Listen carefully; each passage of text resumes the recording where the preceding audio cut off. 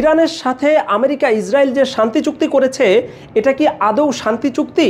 নাকি শান্তি চুক্তির আড়ালে আমেরিকা ইসরায়েল শোচনীয়ভাবে পরাজয় বরণ করেছে? দর্শক, আজকে আমরা সুনির্দিষ্ট এমন কিছু কারণ তুলে ধরব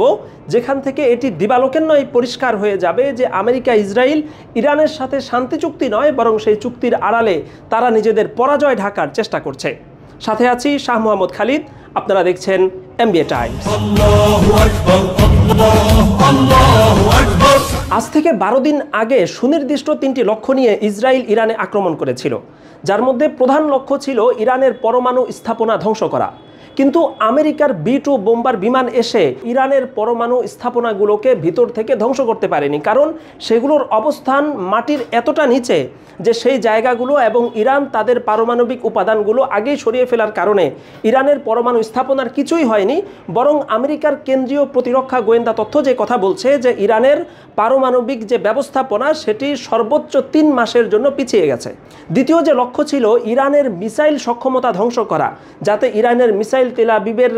ইসরায়েলি ইহুদিদের ঘাড়ের উপরে সে সওয়ার না হয়। কিন্তু আমরা দেখতে পেয়েছি 12 দিন টানা যুদ্ধ চলার পরেও যখন শান্তি চুক্তি বাস্তবায়ন হচ্ছে তার 1 ঘন্টা আগেও ইরানের মিসাইল ঝাঁকে ঝাঁকে তেল আবিব সহ বিভিন্ন জায়গায় গিয়ে হামলে পড়েছে। তৃতীয় যে লক্ষ্য ছিল যে ইরানের বর্তমান সামরিক এবং বিপ্লবী সরকারের পতন ঘটানো, সেই লক্ষ্যও কিন্তু বাস্তবায়ন হয়নি। বরং এই যুদ্ধের পর, শান্তি চুক্তি স্থাপনের পর ইরানের জনতা সরকারের পক্ষে এবং বিপ্লবী সরকারের পক্ষে রাজপথে নেমে মিছিল করছে, আন্দোলন করছে এবং আনন্দ প্রকাশ করছে। কাজেই ইসরায়েলের প্রধান যে 3টি লক্ষ্য ছিল, কোনো লক্ষ্য বাস্তবায়নই হয়নি। এর পাশাপাশি আরও যে কারণগুলো এখানে রয়েছে যার কারণে বলা হচ্ছে যে এটি শান্তি চুক্তি নয়, বরং শান্তি চুক্তির আড়ালে আমেরিকা ইসরায়েলের পরাজয়কে আড়াল করা হচ্ছে, তার অন্যতম কারণ হচ্ছে ইসরায়েলকে মনে করা হতো যে এটি একটি দুর্ভেদ্য রাষ্ট্র, যেখানে এতগুলো লেয়ার দিয়ে আকাশ প্রতিরক্ষা ব্যবস্থা তৈরি করা হয়েছে যে ইসরায়েলের ইহুদিরা এবং বাহিরের মানুষরাও মনে করতো যে এখানে আসলে হামলা করা অসম্ভব। কিন্তু ইরানের সাথে 12 দিনের যুদ্ধে যেভাবে ইরানের এক একটি ক্ষেপণাস্ত্র রাজধানী তেল আবিবে এসে ইহুদিদের ঘাড়ের উপর সওয়ার হয়েছে, যেভাবে হাইফার সমুদ্র বন্দরের গুরুত্বপূর্ণ ভবনগুলোকে মাটির সাথে ধসিয়ে দিয়েছে, যেভাবে ইহুদিদের বা ইসরায়েলি সৈন্যদের সামরিক স্থাপনায় হামলা চালানো হয়েছে, এমনকি মোসাদের আঞ্চলিক হেডকোয়ার্টার পর্যন্ত ইরানের মিসাইলে আক্রান্ত হয়েছে। এখান থেকে বিষয়টি দিবালোকের ন্যায় পরিষ্কার হয়ে গেছে যে ইসরায়েলের সামরিক সক্ষমতা এবং তাদের দুর্ভেদ্য আকাশ প্রতিরক্ষা ব্যবস্থার যে গল্প এতদিন বিশ্বের মানুষকে শোনানো হয়েছে, ইরানের মিসাইলের সামনে সেই গল্প আজকে ঠাকুরমার ঝুলির ভুয়া গল্পে পরিণত হয়েছে। এবং এখান থেকেই ইসরায়েলের সামরিক সক্ষমতার যে বিশাল একটি ইমেজ বিশ্বব্যাপী তৈরি করা হয়েছিল, তাদের সেই প্রেস্টিজ পাংচার হয়ে গেছে।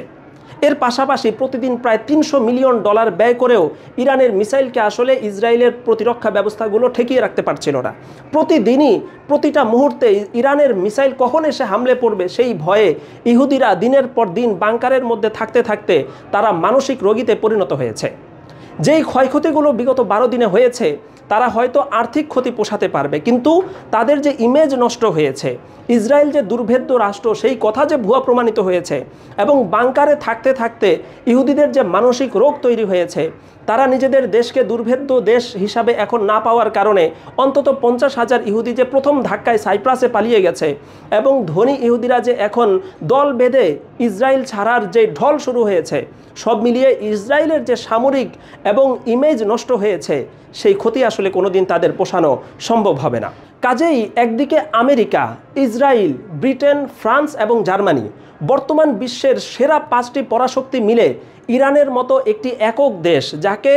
সেই পরাশক্তিগুলো বিভিন্ন বিধিনিষেধ দিয়ে বিগত 20 থেকে 25 বছর ধরে তাদেরকে বিশ্ব থেকে বিচ্ছিন্ন করে রেখেছে, সেই একাকী একটি দেশ যেই ইরানকে মধ্যপ্রাচ্যের অন্যান্য আরব দেশগুলোতে শিয়া বিরোধিতার ভয় দেখিয়ে, যেখানে মার্কিন সামরিক ঘাঁটিগুলো স্থাপন করে ইরানকে বহু আগ থেকেই ঘিরে ফেলা হয়েছে, এমন একটি একাকী রাষ্ট্রকে ইরান সেই রাষ্ট্র ছিল। এবং America, Israel, Britain, Germany, France এই 5টি পরাশক্তি মিলে ইরানের মতো একটি নিভৃত একাকী রাষ্ট্রের সাথে 12 দিনের মাথায় যুদ্ধ বন্ধ করে শান্তি চুক্তিতে আসতে বাধ্য হওয়া, এটি মোটেই সমপর্যায়ের কোনো শান্তি চুক্তি নয়, বরং 5টি পরাশক্তির ইরানের মতো একটি রাষ্ট্রের কাছে শোচনীয় পরাজয় হিসাবেই মনে করছেন বোদ্ধামহল।